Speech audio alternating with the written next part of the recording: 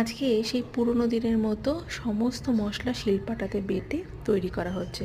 কোনো রকমের কোনো আজকে মিক্সি ব্যবহার করা হচ্ছে না আমার বাড়িতে।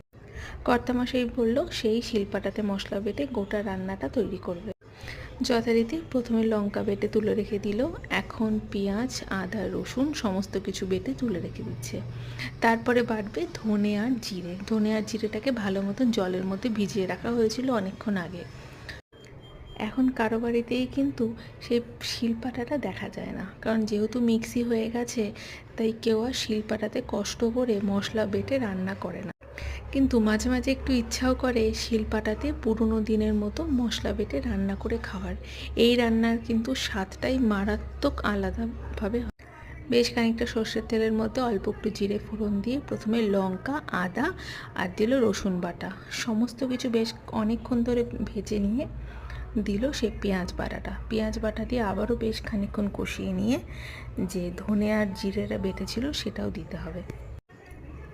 খুব ভালো মতন সমস্ত মশলাটাকে অনেকক্ষণ ধরে কষাতে হবে যেন সাইড থেকে তেলটা ছেড়ে দেয়। এবার ধনে আর জিরে যে বাটাটা দিয়েছিল তার মধ্যে পরিমাণ মতো হলুদ গুঁড়ো লঙ্কা গুঁড়ো পরিমাণ মতো নুন দিয়ে আবারও বেশ খানিকক্ষণ কষিয়েছিল। লঙ্কা গুঁড়ো বলতে কিন্তু এখানে আমরা রঙের জন্য কাশ্মীরি লঙ্কা গুঁড়ো ব্যবহার করছি, কারণ বাটা মশলার মধ্যে প্রচুর লঙ্কা বাটা হয়েছিল তার জন্য। সমস্ত কিছুকে বেশ অনেকক্ষণ ধরে কষাতে হবে যেন সাইড থেকে তেলটাও ছেড়ে দেয়, আর কষাতে কষাতে ঠিক দেখবা এইরকম কালার চলে আসবে। তার মধ্যে একটা থেকে দুটো টমেটো খুব ভালো মতন একদম ছোট ছোট করে কুচি করে দিয়ে দেবে।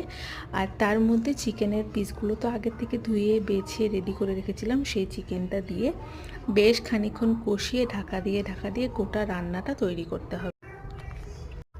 হাজারো তোমরা সেই মিক্সিতে মশলা বেটে রান্না করো আর এরকমভাবে শিলপাটাতে মশলা বেটে রান্না করো, দুটার স্বাদ একদম আলাদা হবে, সেটা তোমরা নিজে খেয়েই বুঝতে পারবে। এবার চিকেনটা দিয়ে তার সাথে আলুগুলো দিয়ে বেশ খানিকক্ষণ কষাবে ঢাকা দিয়ে। গোটা চিকেনের থেকে যতটুকুনি পরিমাণে জল বেরোবে তার থেকেই কিন্তু গোটা রান্নাটা তৈরি হয়ে যাবে, এক্সট্রা করে তোমাদের জল দেওয়ার কোনো প্রয়োজনই হবে না। আর তোমরা যদি আগের থেকে চিকেনটাকে অল্প একটু নুন আর লেবু রস দিয়ে মাখিয়ে রাখতে পারো তাহলে তো একদমই নরম হয়ে যাবে গোটা চিকেনটা। আমরা যেহেতু রাত্রেবেলা ভাতের সাথে খাবো তাই আমাদের একটু ঝোলের প্রয়োজন আছে, তাই আমরা অল্প একটু গরম জল দিয়েছি, তার সাথে বেশ খানিকটা ধনেপাতা দিয়েছি। আর যখন একদম মাখা মাখা হয়ে যাবে চিকেনের ঝোলটা, তার মধ্যে অল্প একটু গোটা গরম মশলা ভালো মতো শিলপাতাতে বেটে দিয়েছি আর অল্প একটু ঘি দিয়েছি। স্যালাডের সাথে গরম গরম ভাতের সাথে পরিবেশন করেছিলাম।